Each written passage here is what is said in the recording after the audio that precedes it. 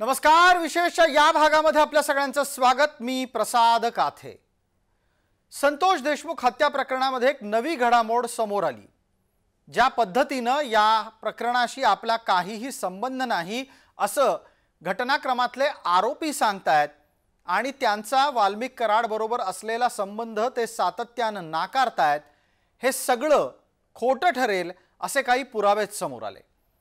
संतोष देशमुख हत्या प्रकरणातल्या आरोपींच्या सोबत वाल्मिक कराड असल्याची दृश्य ही एका सीसीटीव्ही चित्रित झाली आणि ती तपास यंत्रणांच्या हाती लागलेली आहे। यामुळे स्वाभाविक आहे वाल्मिक कराड, त्याचे कथित साथीदार आणि या सगळ्यांना राजकीय आश्रय देण्याचा आरोप असलेले मंत्री धनंजय मुंडे यांच्या अडचणी वाढल्या आहेत।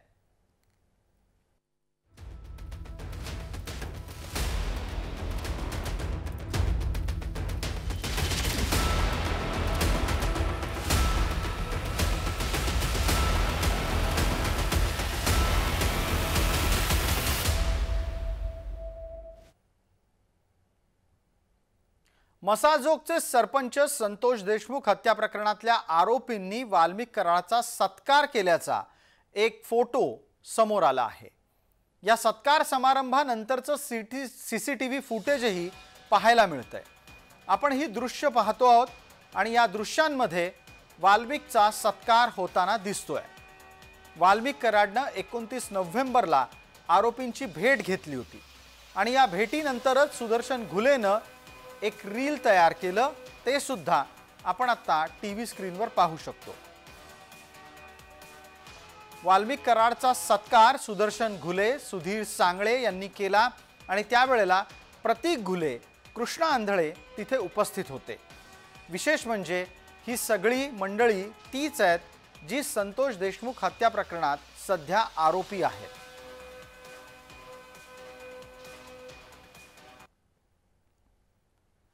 पण ही सगळी मंडळी एका ठिकाणी अचानक एकत्र आलेली नाहीत।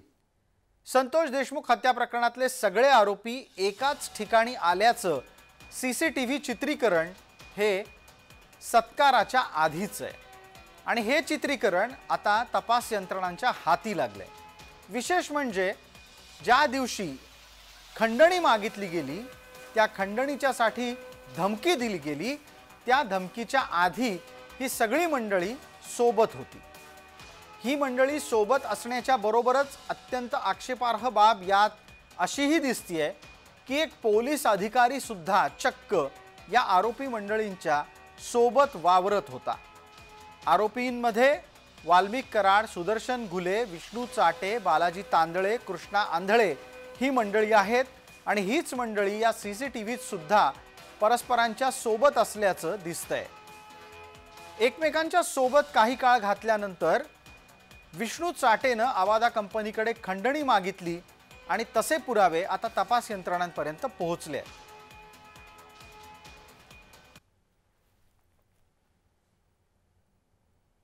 एक चांगली गोष्ट झाली म्हणायला लागणार आहे देशमुख कुटुंबाच्या नशिबानं, या बीड जिल्ह्यातल्या जनतेच्या नशिबानं, राज्य सरकारच्या नशिबानं सुद्धा की हे ज्यावेळेस कट शिजत होते ते फुटेजच बाहेर आले।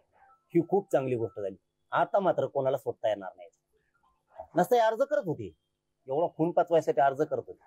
मुख्यमंत्र्यांना माझं सांगणं आहे, एकाची जामीन होता कामा नये। जर जामीन झाली ना खंडणीतल्या किंवा खुनातल्या आरोपीची, देशमुख कुटुंबाला त्या जीवाला धोकाही मर्डर करू शकते। त्यांना सुटू देऊ नका।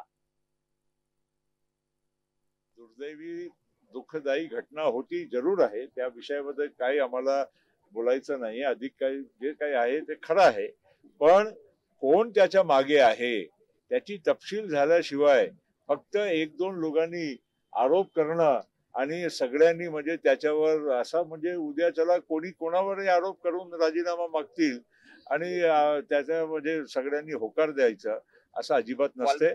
फक्त जे काही असेल तपशीलचा भाग आहे ना, मुख्यमंत्री आणि जे गृहमंत्री आहेत त्यांनी स्वतः जे सांगितलं त्याच्या पलीकडे मी आणि आमच्या पक्षाने जाऊन काय सांगायचं काय गरज नाही। एसपी आल्यापासून परिस्थिती बदललेली दिसते ना, परंतु अजून त्यांनी ग्राउंडवरती उतरलेले नाहीत। उतरायला पाहिजे त्यांनी असं मला वाटतं। आणि उतरल्याच्या नंतर पोलीस स्टेशन टू आणि सगळ्यात अगोदर माझं मत आहे की जो हॉट स्पॉट आहे ते हॉट स्पॉटमधले लोक आलटापलटी करणं फार गरजेचं आहे. कारण तिथले हेड जे लोक आहेत हे आत्तापर्यंत फक्त आकाचा आदेशच पाळीत आले. अजूनही आकाचाच आदेश पाळणारे लोक तुम्हाला तिथं ठेवायचे असतील मग यात काय अर्थ आहे. त्यांची अस्वस्थता आणि त्यांच्या मनातला गोंधळ मी समजू शकतो. या सरकारने जे काही चालवलंय ते अतिशय निंदनीय. या खुनाचा तपास कुठपर्यंत आलाय, कसा आलाय, काय आहे ते सरकार का लपवतं हेच समजत नाही. इतकी निर्घुण हत्या झाल्यानंतर तुम्हाला का लपवावंच वाटतंय? वाल्मिक कराड नसेल तर येऊन सांगा महाराष्ट्राला वाल्मिक कराड नाही त्याच्यात, पण लपवताय कशाला? बीडच्या वादग्रस्त पार्श्वभूमीवर हे सगळं प्रकरण दिवसेंदिवस अधिकाधिक गंभीर होत चाललंय. त्यातच विष्णू चाटेच्या एका कबुलीमुळे आणि त्या कबुली अंतर्गत खंडणी कधी कोणी कशी मागितली याचा खुलासा झाल्यानं खंडणीचा तपास हा अधिक कठोरपणे केला जाणं अपेक्षित आहे.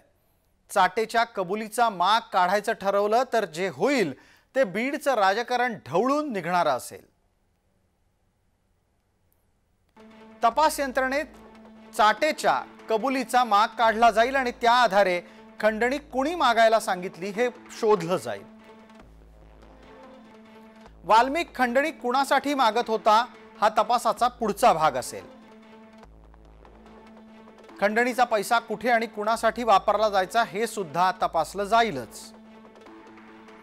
वाल्मिक वसूल करत असलेला खंडणीचा पैसा ही बेहिशोबी मालमत्ता समजली जाईल.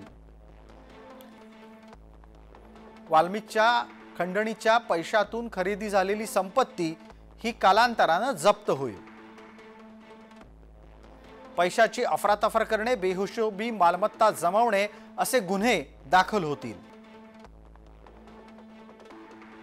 वाल्मिकचे साथीदार आणि सगळ्यात महत्त्वाचं म्हणजे वाल्मिकचा सूत्रधार सापडल्यानंतर प्रकरण आणखी गंभीर बनेल. खंडणी वसुलीचं प्रकरण संघटित गुन्हेगारी स्वरूपात मोजलं जाईल. संघटित टोळीच्या गुन्हेगारावर मकोकाही लागू शकतो. आत्ता वाल्मिकवर मकोका तसंच इतरांवरही खंडणी प्रकरणात मकोका लागलेला आहे, पण सूत्रधारावर अद्याप मकोका नाही. संघटित टोळीच्या गुन्हेगाराला यामुळे किमान 3 वर्ष किंवा प्रसंगी जन्मठेप सुद्धा होऊ शकते. वाल्मिकच्या खंडणी वसुलीच्यासाठी ज्यांनी सांगितलं म्हणजे आदेश दिले ते सुद्धा तुरुंगात जातील.